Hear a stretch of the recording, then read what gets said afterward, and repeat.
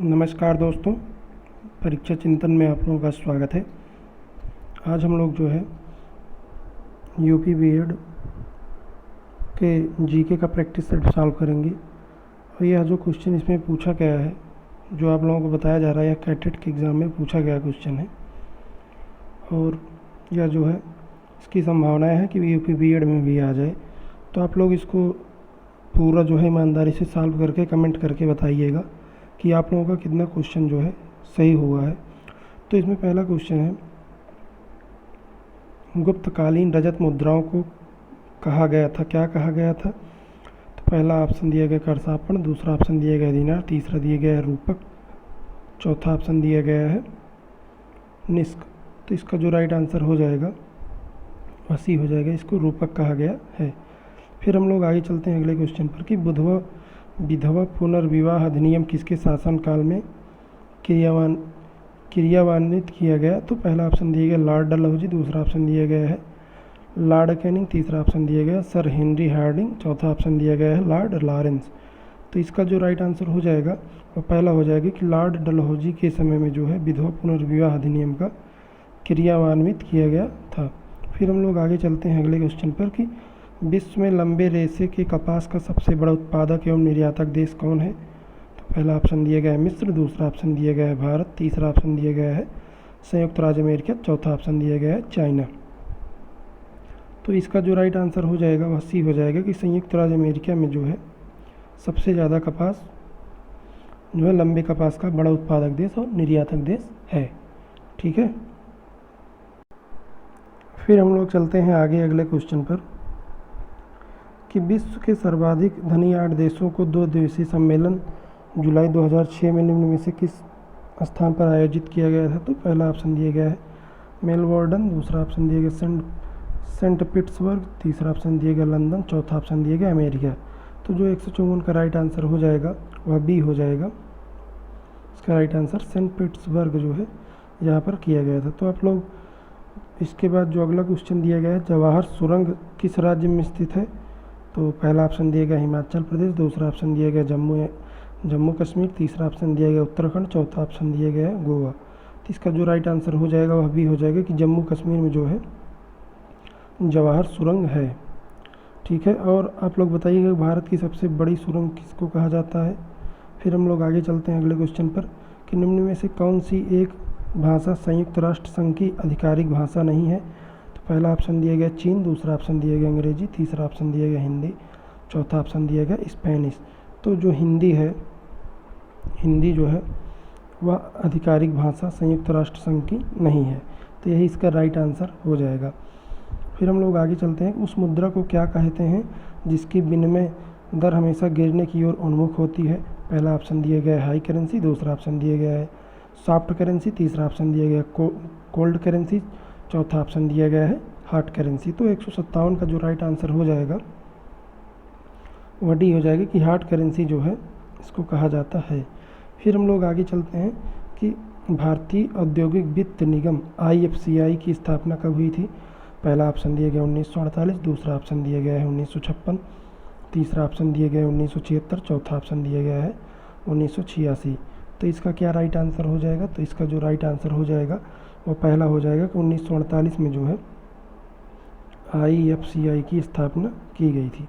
तो आप लोग कमेंट करके बताइएगा कि FCI food corporation of India की स्थापना कब की गई थी? आप लोग कमेंट करके ज़रूर बताएं। फिर हम लोग आगे चलते हैं कि निम्नलिखित में से वह मोबाइल टेलीफोन नेटवर्क कौन सा है जो GSM टेक्नोलॉजी पर आधारित नहीं है? जो GSM टेक्नोलॉजी पर आधारित नहीं है, पहला ऑप्शन दिया गया आइडिया, दूसरा ऑप्शन दिया गया BPL, तीसरा ऑप्शन दिया गया एयरटेल, चौथा ऑप्शन दिया गया रिलायंस इन्फोकॉम। तो उस समय जो है रिलायंस जो इन्फोकॉम है वह GSM टेक्नोलॉजी पर आधारित नहीं था या CDMA टेक्नोलॉजी पर आधारित था। ठीक है, फिर हम लोग आगे चलते हैं कि पंडित भीमसेन जोशी के क्रियाकलाप का क्षेत्र क्या है? पहला ऑप्शन है साहित्य, दूसरा ऑप्शन है शास्त्रीय संगीत गायन, तीसरा ऑप्शन है शिक्षा, चौथा ऑप्शन है पत्रकारिता। तो जो 160 का राइट आंसर हो जाएगा वह भी हो जाएगा कि शास्त्रीय संगीत या गायन से जो है पंडित भीमसेन जोशी जी रिलेटेड हैं। फिर हम लोग आगे चलते हैं कि अफ्रीका महाद्वीप में स्थित सहारा एक स्थान है यह स्थान, पहला ऑप्शन इसमें दिया गया यह एक घास का मैदान है, दूसरा ऑप्शन दिया गया यह एक पहाड़ी क्षेत्र है, तीसरा ऑप्शन दिया गया है एक मरुभूमि है, चौथा ऑप्शन दिया गया है कि उपरोक्त सभी। तो सहारा क्या है, सहारा कैसा स्थान है? सहारा एक मरुस्थलीय स्थान है, अर्थात मरुस्थल है, वहाँ पर कुछ नहीं होता है। इसी तरीके से भारत में जो है रेगिस्तान है।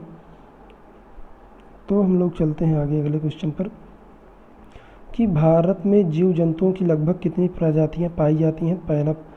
पहला ऑप्शन दिया गया है 15,000, दूसरा दिया गया है 25,000, तीसरा दिया गया है 55,000, चौथा दिया गया है 75,000। तो इसका जो राइट आंसर हो जाएगा वह डी हो जाएगा कि 75,000 प्रजातियां लगभग भारत में पाई जाती हैं। फिर हम लोग आगे चलते हैं अगले क्वेश्चन पर कि राजस्थान की राजधानी क्या है? तो पहला ऑप्शन दिया गया उदयपुर, दूसरा ऑप्शन है अजमेर, तीसरा ऑप्शन है जयपुर, चौथा ऑप्शन है जोधपुर। तो जो इसका राइट आंसर हो जाएगा, राजस्थान की राजधानी जो है जयपुर। और जयपुर को किस नाम से जाना जाता है? तो आप लोग कमेंट करके ज़रूर बताइएगा कि जयपुर को जो है अन्य किस नाम से जाना जाता है। इसके बाद टेलीस्कोप की खोज किस वैज्ञानिक ने की? तो पहला ऑप्शन दिया गया है न्यूटन, दूसरा ऑप्शन दिया गया है जेम्स वाट, तीसरा ऑप्शन दिया गया रदरफोर्ड, चौथा ऑप्शन दिया गया गैलीलियो। तो 164 का जो राइट आंसर हो जाएगा वह डी हो जाएगा कि गैलीलियो के द्वारा जो है टेलीस्कोप की खोज की गई थी। और टेलीस्कोप का क्या कार्य है आप लोग कमेंट करके ज़रूर बताएं। इसके बाद सिकंदर ने भारत पर कब आक्रमण किया था? तो पहला ऑप्शन है 323 ईस्वी, दूसरा ऑप्शन है 326 ईस्वी पूर्व, तीसरा ऑप्शन है 325 ईस्वी पूर्व, चौथा ऑप्शन है 322 ईस्वी पूर्व। तो इसका जो राइट आंसर हो जाएगा वह हो जाएगा 326 ईस्वी पूर्व जो है भारत पर सिकंदर ने आक्रमण किया था। तो 165 का जो राइट आंसर हो जाएगा वह बी हो जाएगा। फिर हम लोग आगे चलते हैं कि खाद्यान्न उत्पादन वृद्धि में हरित क्रांति का सबसे ज़्यादा असर किन किन फसलों पर पड़ा? तो पहला ऑप्शन है कपास, गेहूं, धान, दूसरा ऑप्शन दिया गया है गेहूं, मक्का, धान, गेहूं, धान, मक्का, तीसरा ऑप्शन दिया गया है कपास, चना, मक्का, चौथा ऑप्शन दिया गया है चना, धान, मक्का। तो इसमें जो है सबसे ज़्यादा जो प्रभाव पड़ा था वह गेहूं, धान और मक्का पर पड़ा था हरित क्रांति में। तो इसके बाद आगे चलते हैं हम लोग अगले क्वेश्चन पर कि 1857 की महान क्रांति किस गवर्नर जनरल के शासनकाल में हुई थी?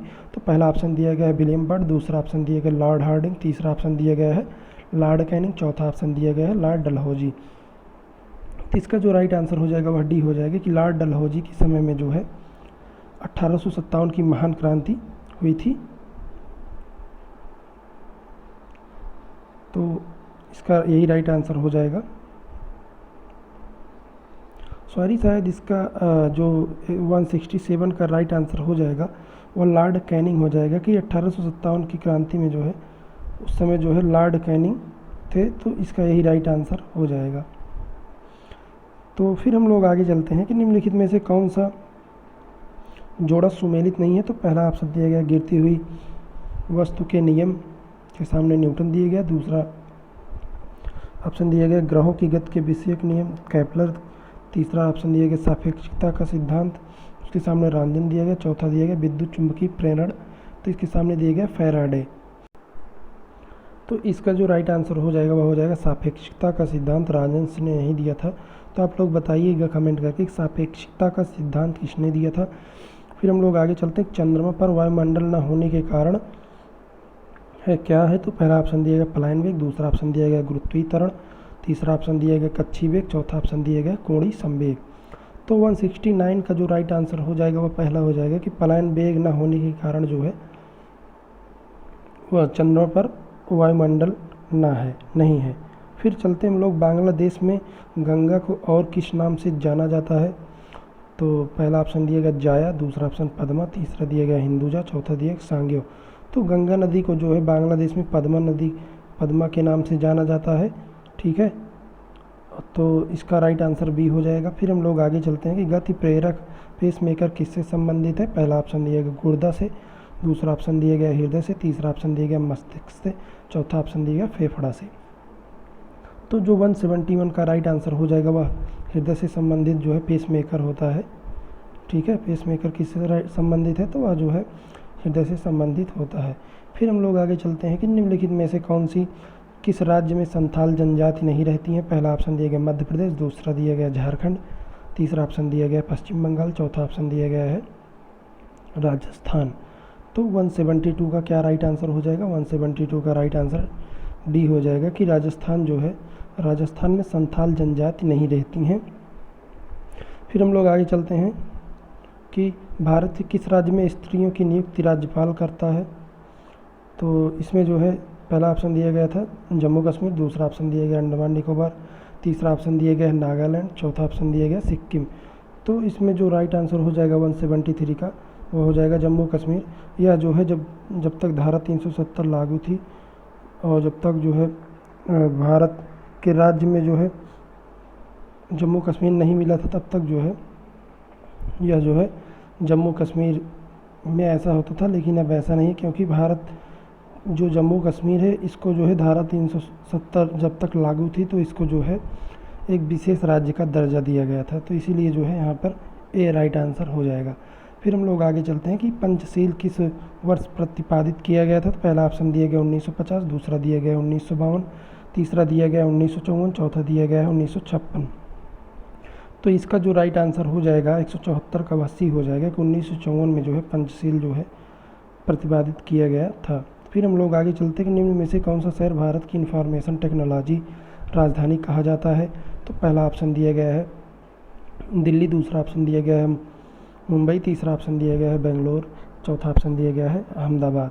तो बेंगलोर जो है, बेंगलोर को जो है भारत की आईटी अर्थात इंफॉर्मेशन टेक्नोलॉजी कहा जाता है। फिर हम लोग आगे चलते हैं कि निम्नलिखित कौन सा राष्ट्रीय राजमार्ग नेशनल हाईवे आगरा और मुंबई को जोड़ता है? पहला ऑप्शन है NH1, दूसरा ऑप्शन दिया गया NH2, तीसरा ऑप्शन दिया गया है NH3, चौथा ऑप्शन दिया गया है NH4। तो इसका जो राइट आंसर हो जाएगा 176 का वह दूसरा हो जाएगा कि NH2 जो है वह आगरा और मुंबई को जोड़ता है। तो आप लोग कमेंट करके बताइएगा कि सबसे बड़ा भारत का राष्ट्रीय राजमार्ग कौन सा है। ठीक है, फिर हम लोग आगे चलते हैं कि निम्नलिखित में से कौन एशियाई शेरों का घर, होम ऑफ एशियाटिक लायन कहा जाता है? पहला ऑप्शन दिया गया दुधवा नेशनल पार्क, दूसरा ऑप्शन दिया गया गिर नेशनल पार्क, तीसरा ऑप्शन दिया गया है कान्हा नेशनल पार्क, चौथा ऑप्शन दिया गया है कॉर्बेट नेशनल पार्क।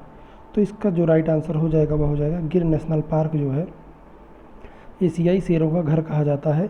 और आप लोग बताइएगा कमेंट करके कि कान्हा नेशनल पार्क किस राज्य में स्थित है।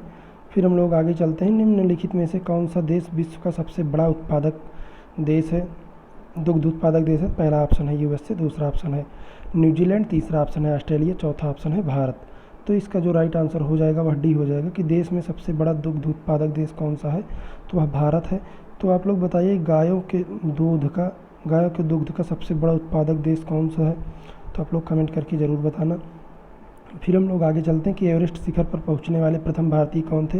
पहला ऑप्शन दिया गया नार्गो तेंजिंग, दूसरा ऑप्शन दिया गया नोबांग गोम्बू, तीसरा ऑप्शन दिया गया आरती राह, चौथा ऑप्शन दिया गया बी पाल। तो जो 179 का राइट आंसर हो जाएगा वह पहला हो जाएगा कि नार्गो तेंजिंग जो है एवरेस्ट पर पहुंचने वाले प्रथम भारतीय थे।